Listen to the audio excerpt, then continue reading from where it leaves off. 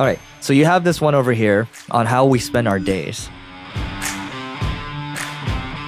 My day's pretty chill. Like I look at today, I worked out really early in the morning, so 4:30 was my workout time. Finished by, call it 5:20ish. Yeah. Ate breakfast, showered, did some work, dropped the kids off to school, and chilled at home, watched some TV while working. I always watch TV while I work. Eric knows that about me. I actually don't work as efficiently if I don't have a TV on, which is counterintuitive, but for some reason I need the television to be in the optimal, mindset to just crank workout. And then we're recording this podcast. Eric and I are going to do lunch after. I'll pick my kids up from school. I'm going to surprise them with the Girl Scout cookies that Eric gave. I'll let them know that Uncle Eric gave them. They're going to be happy. I'll see if I can get them to record a video for him. And that's pretty much my day.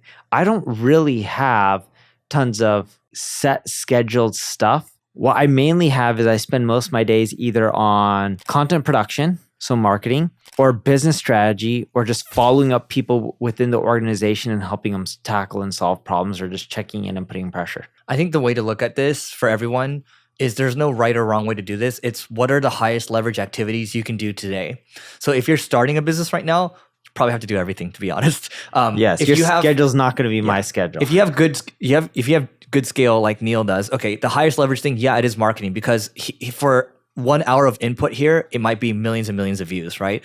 Or if he's pushing someone on a really big thing, it's important. Or if it's a huge strategic thing where he might need to correct a strategy, that's huge because it affects the entire company, right?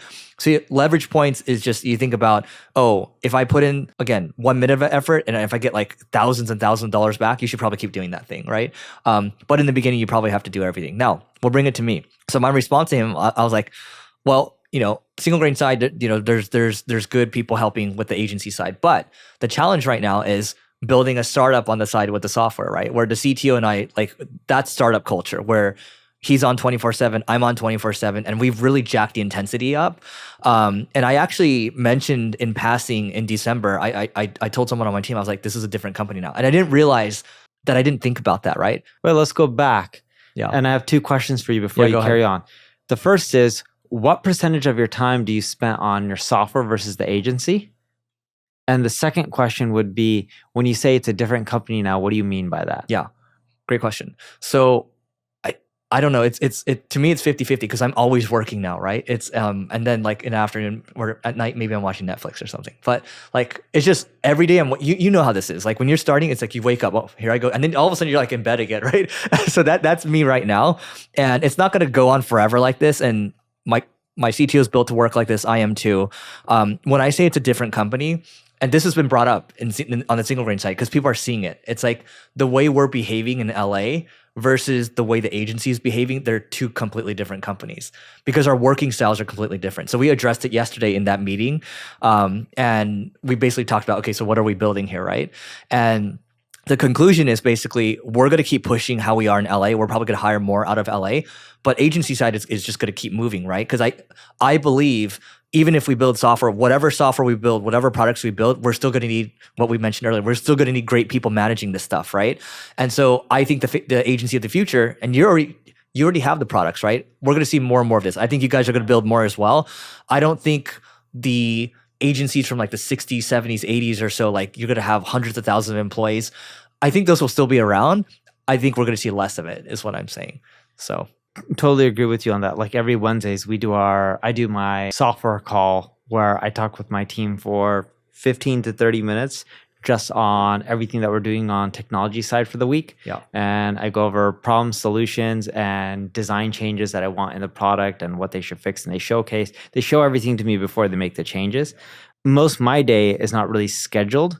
I think your day is very heavily scheduled. It is scheduled now because even today I was not going to have a scheduled afternoon. And then like a couple of these sales calls where my CTO and I get on the call, they're important. Like these are like enterprise level companies, right? Yeah. So like we're doing these sales calls, and this is maybe if any of you that are building products right now, if you're building a SaaS product and you're talking mid-market to enterprise, you want to use these sales calls. They almost become customer development calls because they help guide the product roadmap. Because a lot of them start saying the same things over and over, and we're like, and we have this product roadmap. We'll start to shift things based on like what people are saying more and less of. So it's like sales calls doubling down as customer development calls, and then there's also customer success, right, with the customers. And we have other people helping too, but it's just a lot that you have to juggle when you're starting up, and that's how my days look right now. So the first follow-up question I have for you is, I've seen more passion in you recently than I have in the last few years. I think you've always loved single grain. I think at the same time, though, you love product more than running an agency. And I think most people would agree with that. If you run an agency, it is very, very tough. And I'm not saying you're not cut out for it. It's just more so building product, I think for most people is more fun than running an agency and dealing with all the customers at once. And I can see the spark in you when you talk about it, right? Especially when we're on the phone. Do you think your agency is going to suffer by you not spending 100% of the time on the agency by spending 50% of your time on the software? And I know your agency is still growing, to caveat this, and it's doing well and it's doing better now than it has been in the past few years. Market's also been bad for all agencies over the past few years. But if you are spending 100% of the time on the agency, my belief is, and I could be wrong on this, the agency would grow faster. Just my take, knowing you for so many years. But on the flip side, spending time on the software, I get they're the same company, right? Or even if they're two separate companies, they're still owned by you. And if the software grows, you can say, hey, the total pie is growing anyway, so everything is growing, so you're still good. But the service-based revenue may not grow as much because you're spending so much time on the software. Yep. Great question. Fair point. If you're an agency owner looking to break high 7 figures, 8 figures, or even 9 figures, the Agency Owners Association is for you. It's ran by my partner, Neil Patel, and myself. And we've been there, done that from an agency standpoint. And if you want to learn more about it, if you want to grow faster, get more clients, take yourself out of the day-to-day, just go to marketingschool.io/agency to learn more. And I would say you're probably right. And I would say the thing is, I still attend all the important agency meetings. I'm still doing the one-on-ones, all the things, right? The all hands, everything. Yeah. I think where you're seeing the energy from is because I've had to jack up the energy for both single grain and the product at the same time. And so I think my natural, like normal is like higher now, right? And I did mention to you, like, yeah, it's more work, it's more stress, but it's like, I wouldn't have it any other way. And so we actually talked about this in the team meeting yesterday. It's like, okay, single grain is still very much the first focus, right? But at any given time, I told everyone, I was like, so they're like, what's the plan for the next 3 to 5 years? I was like, guys, like, if I can say I know what the next 3 to 5 years is going to look like, I'm lying to you, because everything is so unknown now. It's like fog, like everything's like a stepping stone. Like you have to like closely like look at where you're going next, right? And that's where we're going. I'm like, if carrot all of a sudden just overtakes single grain and like, we talk about triple, double, right? Getting to 108 million in revenue or so, like that could very well happen. Or carrot maybe just flatlines, and then maybe it's just a thing that we fold into single grain. Because the thing is, what happens with these leads for carrot is, I told you this already, but any lead that comes in, single grain salespeople that reach out afterwards, and it actually books meetings for single grain, right?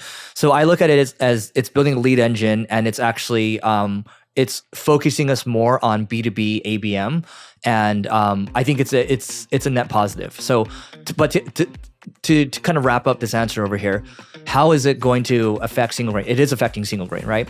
So what do? We hire a great person, which I don't let them do their own thing. I'm going to be heavily involved, and we just make sure that they're doing what we need them to do to run the agency. All right, that's it for today, guys. Please don't forget to rate, review, subscribe. Go to marketingschool.io/agency to learn more about the Agency Owners Association to grow faster, and we'll see you tomorrow.